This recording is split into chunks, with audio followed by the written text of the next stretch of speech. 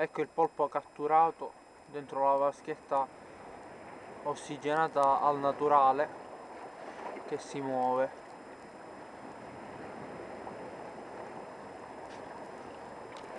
Ecco la faccia soddisfatta di chi l'ha catturato.